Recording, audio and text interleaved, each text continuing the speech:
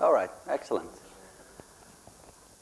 Since we don't have that many of us here today, I'm gonna change the format a bit and gonna try to do more questions and answers. So if you ever wanted to have some proper agile coaching to help you improve your business and how you do stuff, now is your chance.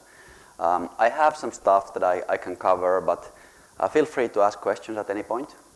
Just raise your hand and we'll do that. So a bit of introductions for those of you who don't know me, who don't know Wunderkraut. Wunderkraut is a European Drupal services provider. We are visible in Drupal community quite a bit. We do a lot of contributions for Drupal and so on. But the company is actually all about creating value for our customers. Drupal just happens to be the tool we use for doing that, the technical tool. The other part of our business is agile, or the other tool. So these are our tool sets. And we live in intersection of two communities. One of our communities is this here today, the Drupal community. The other one is agile community. And I see very little overlap between the agile community and Drupal community, to be honest. So there are many Drupal companies doing some sort of agile, but not that many of them are very experienced in this stuff and how to do it and so on. So that's the reason why I like talking about agile in Drupal events and also in other events. Wunderkraut is in 9 countries. We have about 150 employees and so on. We mostly do large, complicated web projects for our customers. We do also a fair bit of consulting for our customers, consulting on how to improve their business, how to improve their ways of working, and usually how to do all of this by using online tools as well. About myself, so my name is Vesa Palmu. I'm the CEO for Wunderkraut. I'm also a member of the board of directors for Global Drupal Association. So, after this, if you want to ask anything about like the Drupal Association globally and Drupal.org and whatnot, I'm also happy to answer any questions I can on that end. I've been doing this stuff, and by this stuff I mean IT and web projects for almost 20 years now. I've founded quite a few different companies. I've been teaching and consulting for a long time. Today, my primary position is actually kind of a senior consultant. The CEO part is just a hobby on top of that. So it's more about consulting customers and teaching them and that sort of stuff. And that's what I enjoy doing the most. I have a computer science background. Although I'm a dropout, I didn't complete my studies in computer sciences back in the day in University of Helsinki. I've done business studies after that and so on. So I've moved over to the dark side, if you will, the evil business side of things. But I do understand technical stuff quite well because of spending something like 4 or 5 years at university, studying computer sciences. So that's me. Other stuff, I'm also a dive instructor and hence the graphic here and do all sorts of other stuff. But enough about me. So this is the topic for us today, topic I wanted to talk about. Before we go into any of this, how many of you have previous agile experience? Quite a few. How many of you have no idea what agile is? Great, we have some. Excellent. So we'll cover the basics as well. How many of you have ever failed in a project? And before you raise your hand, let me define failed. By failed, I mean you've been late on delivering it, you've been over the budget, or you didn't reach the goals. Who dares to admit one of these or more? Pretty much everybody. That's usual. Great. So let me start this off by saying we don't fail projects. There's nothing magical in it, and I want to do like a quick introduction today on why and how we don't fail projects. We deliver them always on time, we are always on budget, and we do meet the goals. Sometimes the goals may not be extremely great, and we are not going over the goals because there may be factors outside of our control and we are not perfect and whatnot. But when comparing to other companies, it's sort of a nice sales pitch to say a customer being a IT services provider that, hey, we don't fail projects. Sounds funny, but that's the way the industry works. People usually fail projects. So that's how. So I'm going to start a bit about why Agile is a good idea. Then I'm going to do a very quick introduction for Agile. Proper introduction for how to do Agile takes about 2 days. It's not a big thing to study. It's sort of a simple thing to jump into. But within an hour, unfortunately, it's going to be very much only a glimpse on what Agile is. I'm also going to be talking a bit about the common problems people face while trying to adapt Agile and why most companies actually fail in Agile. And most Agile I see is what I call fake Agile or half-assed Agile. There's a website for that, Google it. It's kind of Agile. It's fixed everything and you slap sprints on top of it and then you call it Agile. And that's not Agile. So I'm going to discuss that a bit.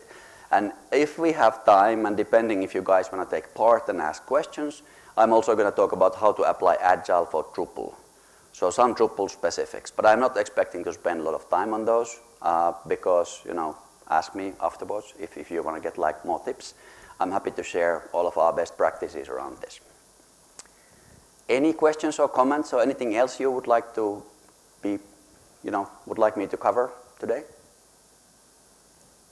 No? Right, let's get started.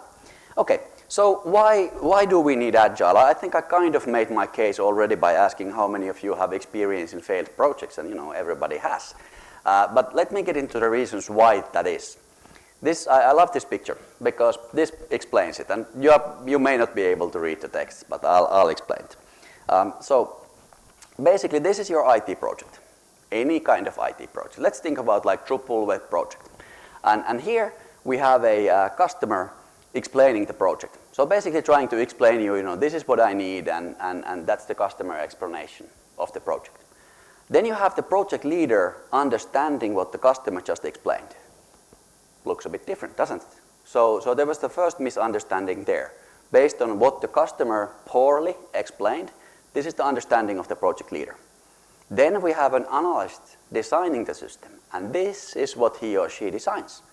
Because analysts like to do fancy things. So, I design it in a fancy way so that it's going to be great. Then we have a programmer implementing it. Programmers tend to be lazy, and it's a good thing. It can be really positive, resource. But this is the way implementation ends up being. Then you have a business consultant coming to the customer and describing the product. This is what you'll get.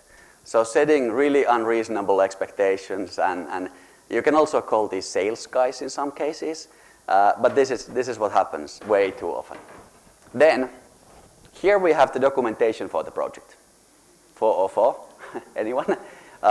So that's what happens. Then we have the operations guys installing the actual product.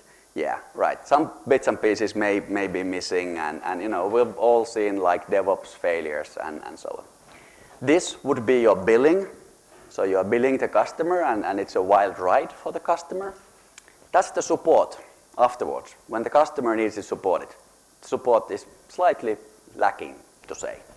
And last but not least, this is what the customer actually needed. So, the customer needed to have a swing set for her kid, basically. And even initially, the customer, instead of explaining what do I need and why, I need my kid to have good time and enjoy the swing set and so on, even the original explanation was a bit iffy.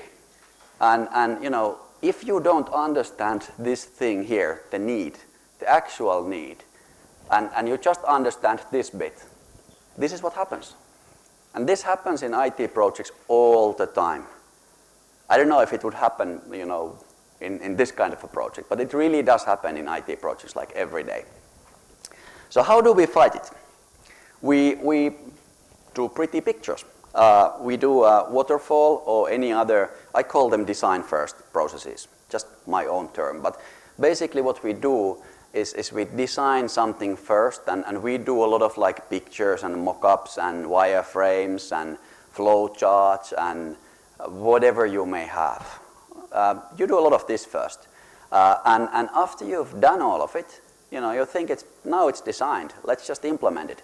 And you have your Gantt charts and all of these traditional project management tools, all good and fine, and you make really pretty pictures out of it. But unfortunately, it kind of fails. Let me explain why. You all know what this is. It's a bit of a poor picture, but it's a blueprint of a house. So basically all of us, I'm assuming all of us know what a house is. All of us have some experience on being in houses. So like concept of a house is very tangible for us. And we know, we have walls and roof and whatnot. And here in the middle we have a kitchen area. So all of us know a kitchen. You may cook or you may not cook, but you still know what the kitchen is and what it does and so on. Now, if based on this blueprint, if I ask each one of you, can you please describe this kitchen? What does it feel like to cook in that kitchen? How many explanations will I get? As many as there are people. Everybody will envision it differently. Well, we can fight the problem. Let's do a 3D model instead of building it. So you can see it 3D, like, okay, this is what's going to be like. Let's have a look at the materials. These are going to be, the tabletops are going to be like this, and you can try them, and let's do all of this work before we build anything. Then we have much, much better understanding of the kitchen, right? What if, let's assume you're moving into a new flat. You go into the kitchen and you start cooking for the first time. Are there going to be any surprises in store? For, always there's going to be surprises. What the actual experience of cooking in that kitchen is going to be like. And when you think about this simple example of a house and a kitchen, and when you apply the same concept into something much more abstract, like a website, that people are not, they have not been living in websites all of their life. Well, young kids these days may have, but most of us haven't. It's going to be much more difficult to describe it. And if you want to describe it perfectly, you will actually have to build it. And what's the difference at that point? Because you've actually built something that works and it's there, and that's that. So traditional idea that we describe something on designing it first very carefully, it's bound to fail. It's bound to fail because of communication failures, misunderstandings, and the actual experience in the end being different from what you expected. So that happens all the time. Another reason for having project failures is this. This is our project, any project, with any team. And this is our learning, basically. We have knowledge and we have time. And basically, when the time passes, our knowledge, we gain more knowledge on a project. Because you always have people with like hindsight after a project saying like, we should have done that differently. Of course you should have. You learn during a project. So with this in mind, when do we do all of the most important decisions in a project? It's here, isn't it? If it's designed first, we just, with the minimum possible knowledge, we do the most important decisions. How stupid is that? Yet, many people do it all the time in projects. Of course, we can't do all of them here because the project is done, it's over. But what we should do is we should do them at the latest responsible moment. Responsible being the key word here. Because if you keep on postponing something like forever, it means that you're not making any decisions, and not deciding at all is worse than being late on your decision. So we could postpone a lot of that stuff, because looking at a normal project, we have a start of a project here, then we have some sort of agreement. Let's say this is a customer making a agreement with the vendor to order a project. Then we have design, implementation, and so on. Most of the primary decision points are here in design first processes, in a contract basically. The customer says in a contract, this is what you need to deliver, this is the price, and that's it. And then there's going to be some additional stuff in the initial design phase, like doing mock-ups or whatnot. And then our learning stops, basically. Then it's like, get a bunch of monkeys to implement it, because, they don't have to think, just do it. Then we launch it, and then we may learn like this, or we may learn like this if it fails completely. And yeah, we are kind of wasting some valuable resources here. And the thing with this approach is, well, we are thinking about our developers in this case. Our developers are these guys. So you are treating your developers like idiots, basically. It's like you don't have to think, because all of the thinking has been already done for you. Just implement what we designed. Shut up and code. That's the attitude. And it turns out most developers are smart people. They can actually contribute into what the final solution is. And the developers spend amazing amount of time playing around with the user interface and using the actual product. Because they have to, they are building it. So they actually can have very good ideas how to improve the design. Because even the best designer, you know, if you don't have experience on using just the thing you designed, it's different to do it in Photoshop or use it in real life. So we are missing out on a lot of potential when we just say, you know, code monkey, go and code. Doesn't make a lot of sense. Also, if we treat developers like code monkeys, why don't we do what many companies have been trying to do and just offshore everything to India or China or as cheap of a country as possible? If they don't contribute anything else than code, who cares? Actually, they do. So it makes a big difference if you do it locally. Let's do one more example on what happens. Let's say a customer wants to protect their behind. What they need to do is they need to set requirements. So most of you are on a vendor side, and most of you are like selling projects for customers. So you know how it feels. They send you a list of requirements, like sort of long list of checkboxes that you have to check during a project. And let's say the customer would be doing something a bit more real world. The customer would be ordering a car. So the customer would expect to get a truck or lorry or something like that. And the customer specifies like, I want to get the cheapest possible one that meets my needs. So I'm going to say, I have to be able to drive this thing. I have to be able to transport like, let's say 40 bags of big heavy bags of rice, for example. I need to be able to transport them within an hour. And this sort of stuff. You can get the picture. And then they send out tenders and they get proposals back for it. And it's basically looks the same. They have 5 companies competing for the contract. 4 of them are on the same level, and one of them is like 80% cheaper. So they're like, okay. They still check all the boxes. So I'm going to go with the cheap one, because we are set, we are safe, because our requirements will actually keep us safe. So what happens? What does the customer get? This is what the customer gets. And this is what happens in IT projects all the time. It does check all the boxes. It does do what was defined. It's not what you expected at all. The quality is horrible. It's going to break down in a week. And the total cost of ownership is going to be really high, because you don't get to transport your bags of rice because it's broken most of the time. So the total cost, you end up renting a different car every now and then, and the total cost for the customer is going to be huge. This happens in IT projects all the time. Customers only focus on the initial cost instead of the lifetime cost of the system and the benefits the system actually gets.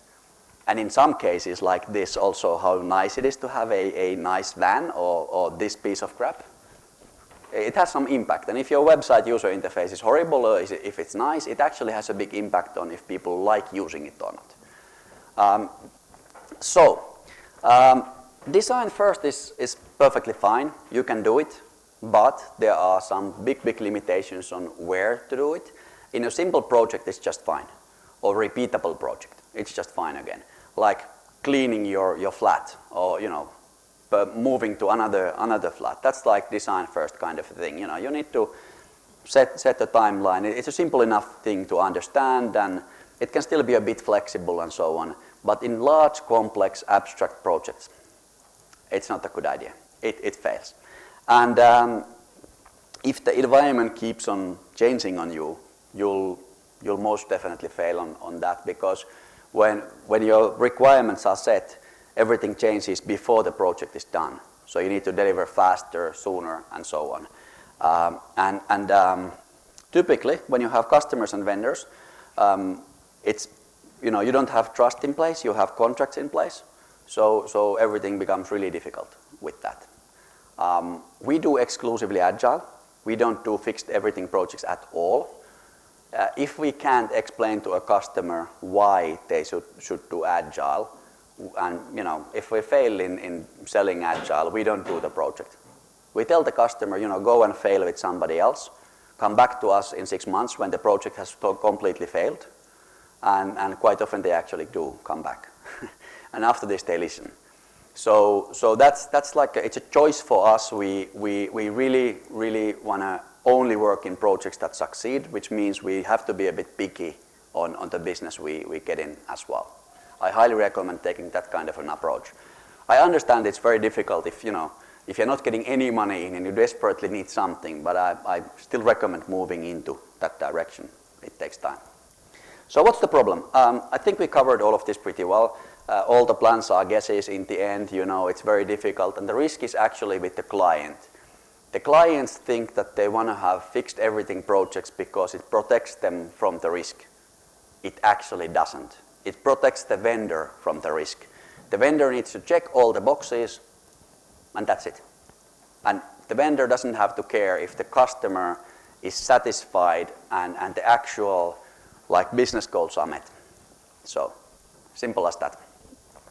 And when you explain this to the customer, you can expect the customer initially to be like, that's crap, that doesn't make any sense because you are asking for us to pay you some money and you're not promising delivery of anything. Yeah, that's the case. We are actually selling you just time and materials. We are not selling you any fixed scope. But we do make promises on you can fire at us any point. You will have complete transparency on what's being delivered. After each iteration, you will have something of value that can be launched. And by the way, you know what the price for that deliverable is. So if you are not happy, you'll know it's really early in a project instead of when everything is done and the project has already failed. So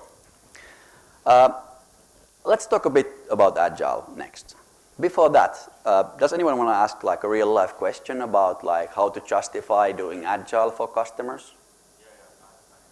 Shoot. How to sell agile design, because this is in a people's nature to know the final price, right? So when you build a house, you will ask how much will it cost, right? Yeah.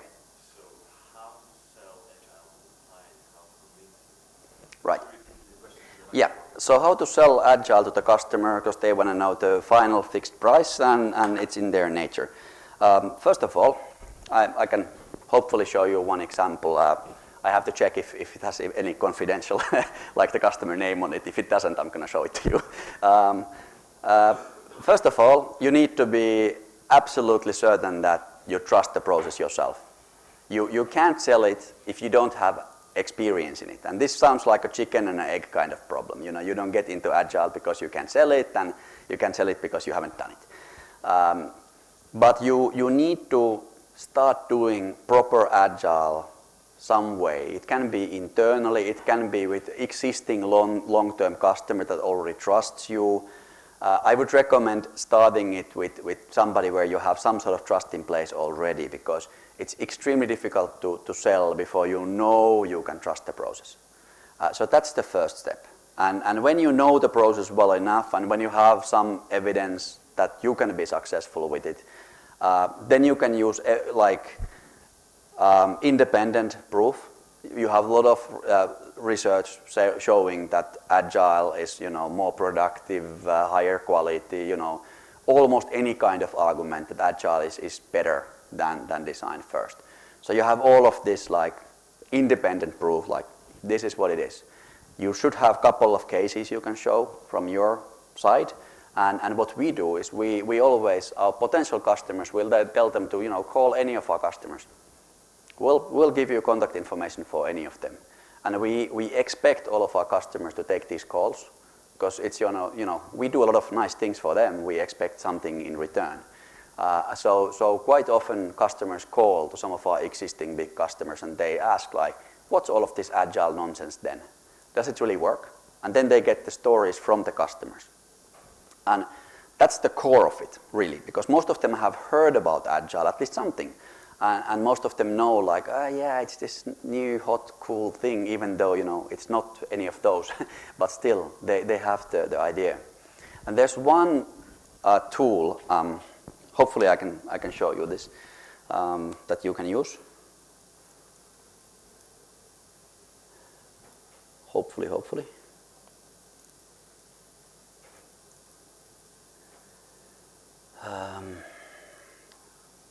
Sorry about the delay. I'll try to find the right material.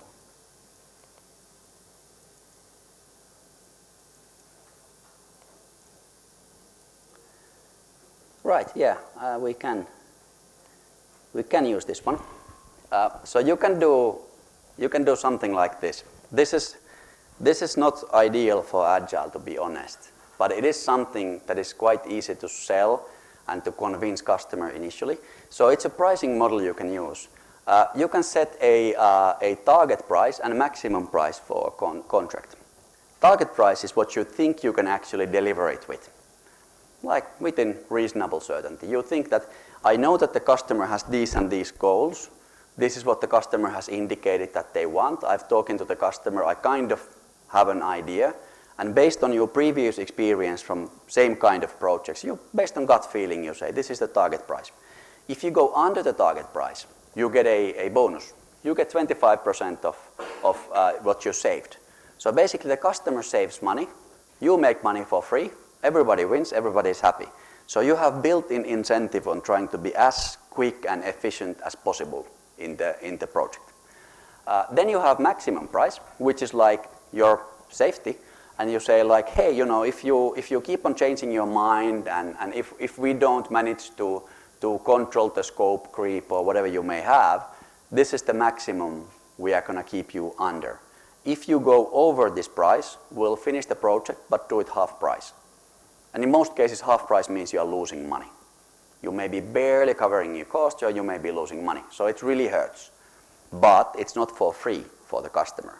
So the customer is not really incentivized into pushing new stuff in, and you have some veto right to actually say like, no, this is actually outside of what we originally agreed. This gives a lot more control to the vendor. It means you have bigger responsibility over the project.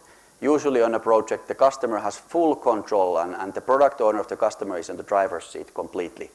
This means that you get some of that control. It's a sales tool. When everything works, I wouldn't use this, to be honest. But this is a good way of selling it initially for a customer who has no idea what Agile is about. There are other models. Just Google Agile pricing models, and you'll find good tools that are going to help you in sales. Anything else? No? Okay. I'm going to do the introduction to Agile bit really quickly because there were only a couple of people who didn't know Agile. So stop me if you have questions. Otherwise, I'm going to fly through this and move into the problems and how to use this for Drupal. So Agile is used, for example, on building all of these products. And it's not exactly a new thing. It's basically been used for quite a while. And it's based on only a couple of principles. So first of all, you deliver something visible. Deliver it often. Like every sprint or every couple of weeks or so, you deliver something that has value on its own, that the customer can see. It's visible, everybody can actually use it, and you demonstrate what's been done. That's the first thing. So deliver value early. Highest priority items first. So always have a look at what is the stuff in a project that actually adds value for the customer. Value first, details later. So start with the highest value items always. And lastly, but the most important bit, keep on improving the process. It's not a static process that is supposed to be run one way forever. The team is supposed to improve the process, improve their own productivity, improve their ways of working, and that's built into Agile. And that's it, basically. It's not a new thing. If you look at like how NASA put the man on the moon, regardless if you are in that camp that think it was faked and all that, but if you look at how it was not done like, let's design all of this and then, let's push the big red button and the guy or the guys go to the moon. That's not how they did it. They did a lot of like small experiments. They tried stuff like on multiple occasions and smaller steps and visible progress and improved the process and improved the tools. So basically even all of the moon stuff was done like back in 60s and 70s with agile. Nothing fancy about that. So the background of agile is like partly in computer science and like IT projects and partly in manufacturing. And the reason for the computer science part is the computer science projects are some of the most complicated projects in the world. Like building sending a man on the moon may actually be more simple than building a modern operating system. Those things are extremely complex these days. And the projects failed in computer science all the time. I was studying computer science in the 90s. And back then it was like a known fact that around 80-something% of IT projects fail. So, something had to be done. And agile methodologies were the way to go. And that's the way of fixing like how to succeed in really complex, large projects. The industry part is more lean, and I'm not going to be talking about lean so much today. It's something to have a look at if you are running a company. Have a look at lean and all of that. It's a very, very good way of running a company and creating products and all that, but it's a bit off topic today. So this is what I was saying about, it's called the Pareto principle. It doesn't have anything to do with IT at all. Again, Google it if you want to have a look at the background. It means that in any project, basically, you get the initial 20% of time and cost will deliver 80% of the value. And the rest of it, this bit, is mostly details. And this is the key thing with fixed everything projects. The customers actually don't have any incentive for you to stop here. You are wasting your time for all of this, spending it on details and stuff, because customer has a fixed price. They don't care. You're not creating any real value anymore, but the customer does not care. When in Agile the customer cares, the work actually stops somewhere around here usually. You do work with the details a bit, but actually the customer decides, okay, we are wasting money on this, it's not providing enough value anymore, let's not do it. So that's the big thing. And this is something important to keep in mind when setting priorities in projects as well. Drupal especially is all about details when you consider implementing something with Drupal. Agile family is a big one. I'm mostly going to be focusing on Scrum today. Scrum is for project management. But the other stuff here is quite relevant as well. There's like all of the extreme programming stuff and behavior-driven development and test-driven and so on. These are relevant for development. You can combine them with Scrum quite easily. If you don't know them, please get to know them. They are really, really good ideas to use. Lean is for your processes and running companies.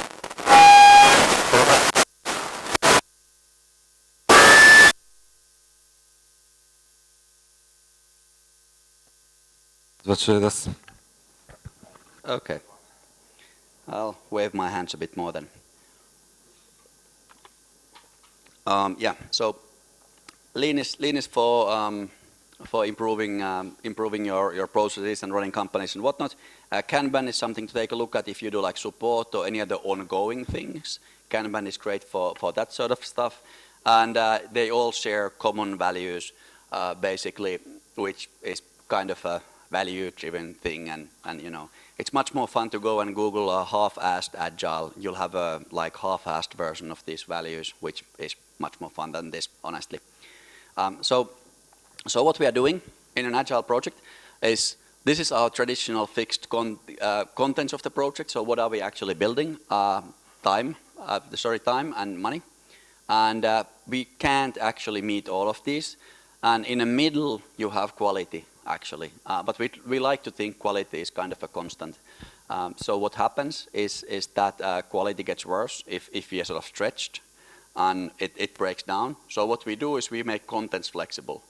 So we actually change the scope of the project during the project. That's the secret. So people say agile agile means that, you know, when you do this traditionally, you plan everything and so on, then people think that agile is not planning at all. That's not true at all. It's just you do your planning differently.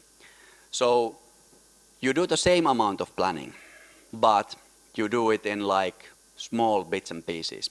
So if you look at an agile project, in the end, each one of these sprints is actually a waterfall project. It's just a tiny, small waterfall project.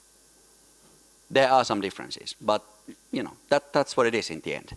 The big difference here is like, let's say we run out of time and money. They're usually the same thing. We run out of time in here. What happens to the project? Traditionally, coding is not all done, testing not done at all, nothing has been released. We are kind of boned. Let's say, come on, you know, we don't have any, we are going to be delayed for sure. In Agile, if we run out of money and time here, we have this already released, or at least ready to be released. And if you keep in mind the Pareto principle, we've delivered the most valuable bits already. So we are not all that horrible shape. It's sort of okay. Then we can actually make a decision to complete just this bit and forget about this because we don't have time or money for it. Or we can of course decide to go ahead and also do this. It's much easier decision. In here, we don't have the luxury of deciding, let's just forget about this, and often, you know, you skip on testing and whatnot, and then you end up fixing bugs for like the rest of the year, basically. So that's the difference. This you already saw in a different format. This is the same thing for Agile. So the primary decision points, we make all of the primary decisions with much more information than in waterfall processes. Some additional benefits. I'm gonna move forward because we are gonna run out of time anyway. Any comments or questions about Agile in general, or should we just move on? Moving on. So now that I've described this thing, this is your Agile, isn't it? This is your typical Drupal developer there, developing Drupal and keeping everything in check. May not be always the truth. In my experience, it's a bit more like this. It's flexible. Work is still work. It doesn't change. It doesn't make it all that pretty and fancy and all that. But it is more flexible. It can be a bit old sometimes and so on. But you know, this is what happens. This is why Agile fails often.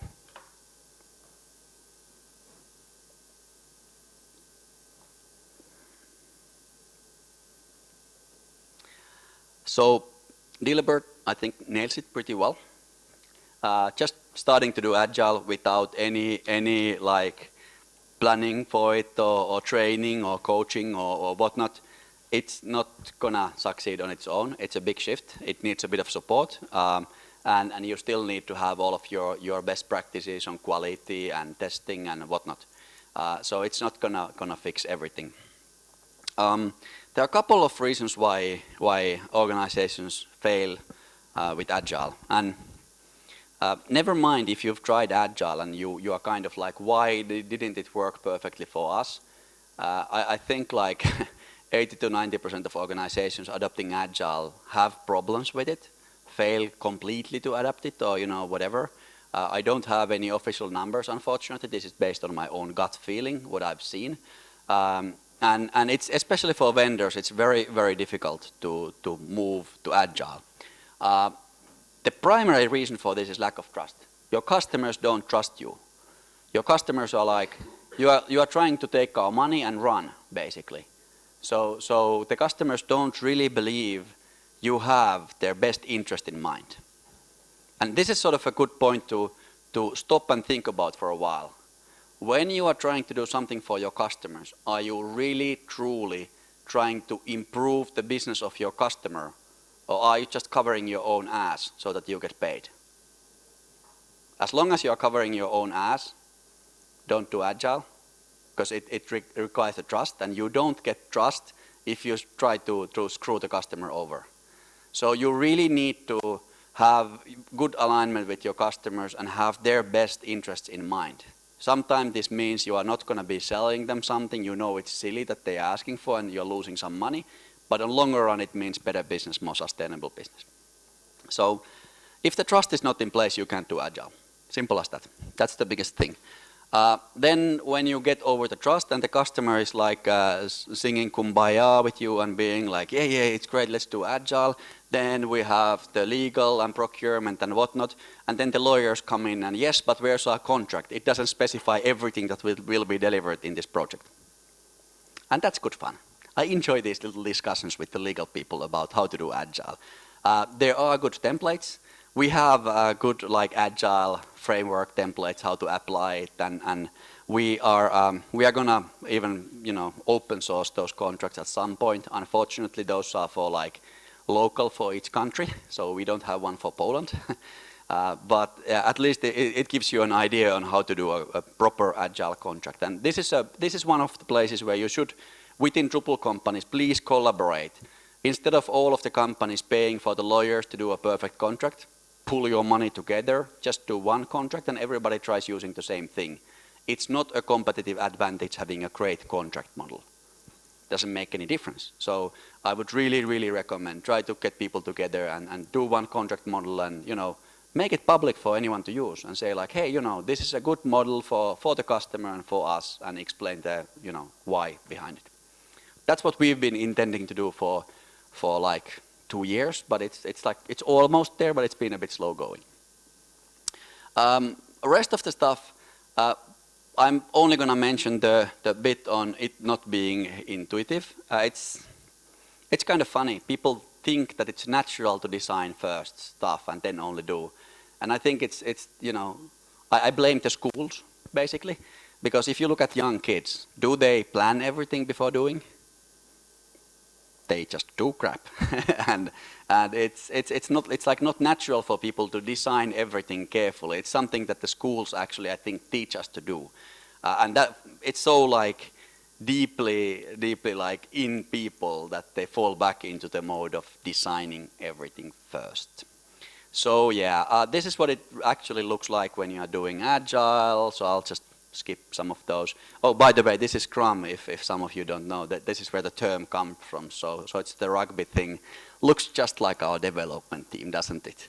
There's like one small Drupal somewhere there, and you can just see everybody on the case. So let's see. I'm probably also gonna move over some of the Scrum requirements here to save a bit of more time for the Drupal bits. So just remember that there's a couple of things that you will definitely need for Scrum to work. You will have, the team needs to be possibility to solve stuff that happens during the process. If the team doesn't have the authority to do it, they are said like, no, you need to do everything exactly like this. Agile doesn't work. You have to be able to solve problems really within the team, and that's absolutely required. If you're trying to use Agile in a complicated, difficult project, and you don't have any previous experience, and everybody is brand new, it's unlikely to work perfectly at first. You're welcome to try it, but getting a bit of external support for it initially may be a really, really big difference. So it's usually cheaper to get a like Agile coach, for example, involved initially for small bits and pieces to help you to get on the right track. That can actually save you a lot of money if you do it. Just don't overuse Agile coaching, because they're not going to do this stuff for you. They're just going to help you to find some good solutions, and you still need to do the work yourself. Right, customer commitment. Some customers always change everything every day. We don't actually, as a company, we don't really work with startup companies. It's a strategic decision because they change their minds every other day quite often. and it's difficult to do good projects. And actually also Drupal is not great. If you completely change your mind all the time and you have to refactor everything, Drupal, in my opinion, Drupal is not the right platform for you. So usually for this reason, we tell to startups like, you want to look at something like Ruby on Rails and a bit different approach. But that's just me. I know many Drupal companies work with startups as well. It's just my opinion. And yeah, if you need to know and plan everything perfectly before the project, that's also going to kill Agile.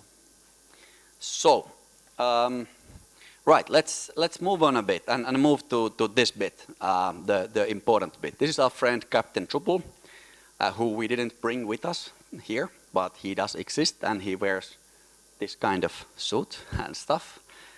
It's interesting in some DrupalCons and other events that he's participated in. So let's talk a bit about Drupal. I'll do a very quick version of what is Drupal and then move on to Agile. So this is an interesting description of what's the competition of Drupal. You'll get a better picture by Googling Real Story Group and checking the vendor map where you can actually read the vendor names. So Drupal is in here. And you can actually, I'll just leave it for you to have a look at like what the competition looks like. But it's a very complicated field where Drupal is at. And in order for us to compete against all of these other possible platforms, we have to have a look at, first of all, what Drupal is. So Drupal is, if you ask me, Drupal is not CMS at all. Because, let's face it, you take Drupal out of the box and try managing content with it, it kind of sucks, doesn't it? You can build a nice CMS with Drupal. It's more like a content management framework that you use to build a CMS. But it's also not really a framework for coding. Of course you can do coding on top of Drupal, but it's not really a framework. So it's kind of in the middle. It's a platform where you can do features really quickly and with high productivity and with limited amount of coding required. So this is what Drupal project looks like. And this is the reason why you need to modify Agile just a tad for Drupal. Drupal is all about details. Features are cheap, details are expensive in Drupal projects. You can spend up to 80% just tinkering with the details and theming and all of that stuff, whereas you have a fully functional site up in days with Drupal. It looks horrible. The user interfaces are not great and all that, but the functionality is there really quickly. So that's the background for all of this. And well, basically, Drupal doesn't need coding if you trust the marketing speech, but actually yes, you need to do a bit of coding always, but it's not as extensive.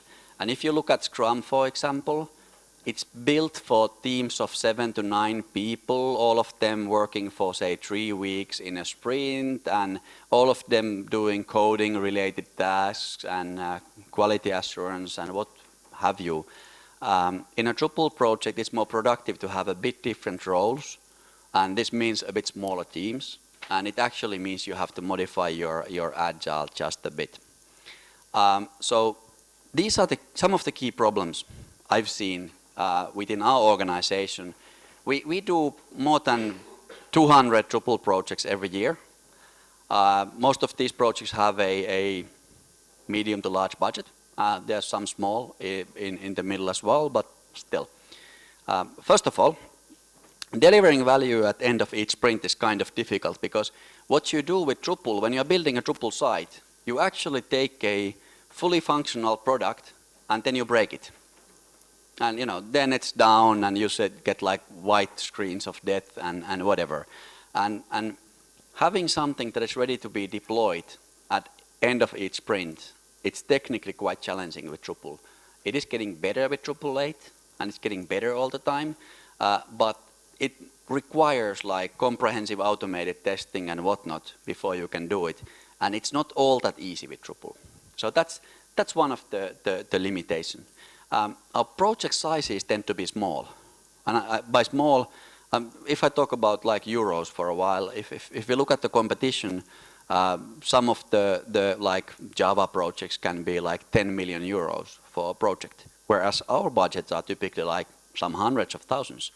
So the team size is much smaller than in traditional IT projects, where the budgets tend to be like massive and there's a lot of coding to be done. We don't need to do so much coding because Drupal is so productive. It's a great thing for our competitiveness, but it does challenge the agile team thinking just a bit. We also produce stuff really quickly. So when the customer product owner has to, comment on stuff and approve stuff and so on, it's actually challenging for product owners to keep up. The team is moving forward too fast. We basically get stuck on a bottleneck of the product owner, the customer. So that's that. Also, Drupal documentation tends to be whatever, because unfortunately there's no one single good way of documenting Drupal stuff. And that can be challenging between different teams and so on. It becomes a problem with Agile because in Agile you don't do always documentation right away. You may save it for the last sprint or something because stuff keeps on changing. It doesn't make sense to document it while you are doing it. So sometimes you just skip on the documentation, and that's not good for the long term. You need to document something at least. Drupal estimation is very difficult when you compare it to traditional, because in traditional coding, if your estimates are off, they may be off by 20%, 30%. With Drupal, if your estimates are off, they may be like 1,000-fold off. Because you were thinking like, okay, I'll just do this with views and it's going to take like 5 minutes. And then you find a really big bug in views and you decide to fix it so that you can actually do it. Instead of 5 minutes, it's going to take you like weeks. And that happens sometimes. So your estimates, the errors in the estimates are much bigger in Drupal than if you are just coding something from the scratch. On longer run, these of course average out. So sometimes you are going to be faster, sometimes you are going to be slower, and but still, one individual estimate with Drupal is going to be less likely to be accurate than with other platforms. And the tests I already mentioned. I know you can do good testing for Drupal, and we more and more we do complete testing for all of our projects, but it can be quite expensive, and if your budget is limited, the customers may skip out on testing initially. So that's going to be a challenge on deploying stuff live all the time. Do you actually ask the client if he wants testing or not, or do you like? So the question was, do we actually ask the customer if they want testing or not? Not really. We try to sell it to the customer. There's a very good business case for testing. We have multiple customers who've saved a ton of money with testing. When they have a really complicated environment, if you look at like how much issues and downtime they had before full integrated testing and how much that was like, how much less downtime they had after it, the business case is really strong. And actually an investment of 100,000 euros can pay itself back in like weeks sometimes. So you really need to sell the testing with the business case of the testing. Honestly, sometimes there's no business case. If the customer is not sensitive on having some problems and having some downtime, there may not be the case. You'll just, okay, when something breaks, we'll fix it, and that's our testing. But in business critical large cases, there is a strong business case for it. So a couple of tips on how to fix it. First of all, prototype-driven development. This is more or less what we do. Before actually implementing something, have a look at different options, the ways you can do it with Drupal, give options to the customer, tell them like, this we can get out of the box with Drupal and this is what it looks like. It will take us 1 hour to complete this way of doing it. It's not exactly what you asked for, but it's like 90% there. Or we can do a custom module for this and that, and it's going to be exactly what you asked for, but it's going to take us 3 weeks. And then it's up to the customer to decide which one are you going to do, because it's the customer who pays for it. So they are saving their own money if they take the 1 hour version, which is not precisely what you wanted.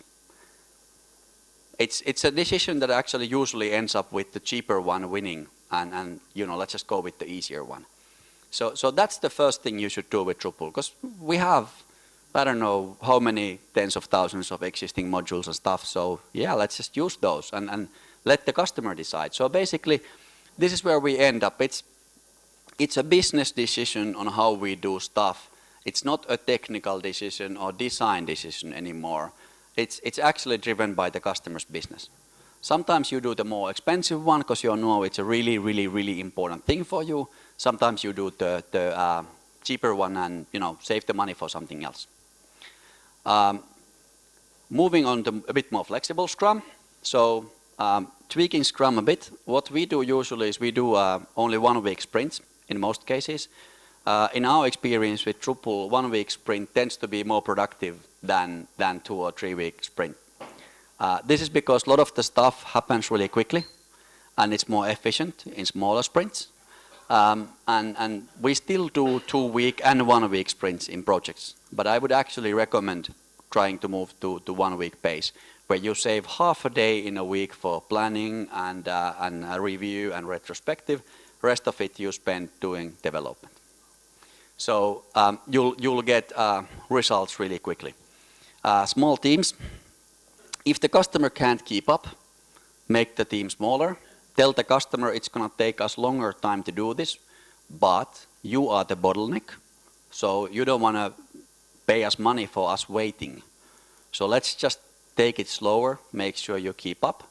And this happens all the time. Customers come back to us and say like, hey, you know, can you do it in 2 months? We're like, yes, but you can't. We need a lot of time from the key stakeholders from your organization. And usually the customer is the slower part in these cases. So we actually end up waiting for the customer, not the other way around. Limited testing. So as I said, there's a business case for testing often. Sometimes there's not. So you may actually just do partial testing and do testing that is cheaper to do and do like unit testing for your code and whatnot, but not full integration testing set. Sometimes it helps. Product owner buddy, that's a very good idea. So if the customer can't keep up, you add a consultant to the project. And what the consultant does is actually plays the role of the customer internally. So basically the consultant tries to give good defaults for the customer to work on. So the customer doesn't have to do all of the decisions herself. She gets like prepared stuff like we were thinking of doing this like this and this. And this consultant should understand the customer's business enough to make these recommendations. So that's a good way of doing it. It means more cost for the project, but less work for the customer, and actually higher quality often because the consultant can bring in valuable views as well. And project steering group. So basically you need to get the key people in the project together, like also the people outside of the project, like the project sponsor, the person on a customer organization actually paying the bills, and in our case, the managing director of the company, the local company taking part in it, having a look at the project as like entire entity, a bit outside of the project, and so on. So these are some of the key tweaks you should do in Drupal Scrum, and I think what we'll do is instead of going into any more detail, I'll just do a few questions before we are going to be out of time in a couple of minutes. Actually, I have a question. How do you do bug fixes on previous releases during the next Scrum? So the question was how do we do fixes for previous sprint problems during the next Scrum? We do them through the backlog. So basically it sort of becomes a technical task that goes on a backlog of a project, and it's up to the product owner to decide if it's going to get fixed during a sprint or not. Because in some cases the bugs may be minor. Say there's a minor glitch in the administration interface, they may actually fall out of the project and they will not be fixed at all. Sometimes they are a showstoppers and they will be fixed immediately in the next sprint. So if something comes up, so if you have a release and then we have the next sprint and like in the second day of the sprint something comes up, Ah, okay. In the previous, do you fix it, or do No. you put it back for the next sprint? No, that's an excellent question. So the question was about if the product is live and there's after deployment at the end of the sprint there's a major issue, how do we fix it? If it's live, you need to have a support and hosting organization taking care of the live version. Don't get the project team actually supporting the live product. Separate team. Yeah, I would highly recommend having a separate team for it because this team needs to operate. This team doesn't operate on Scrum. It needs to react quickly to issues. So if your testing has failed and you've released something live that has issues in it, that happens, then you have somebody who can react to it immediately, and you don't have to disrupt the Scrum team working on the product. And I think this is highly important because if you have the same team, their productivity will be destroyed by these interruptions, and they will be producing a lot less during a sprint. So even if your dedicated team is like one person, still it's much better. But try to have that like outside of the project. Anything else?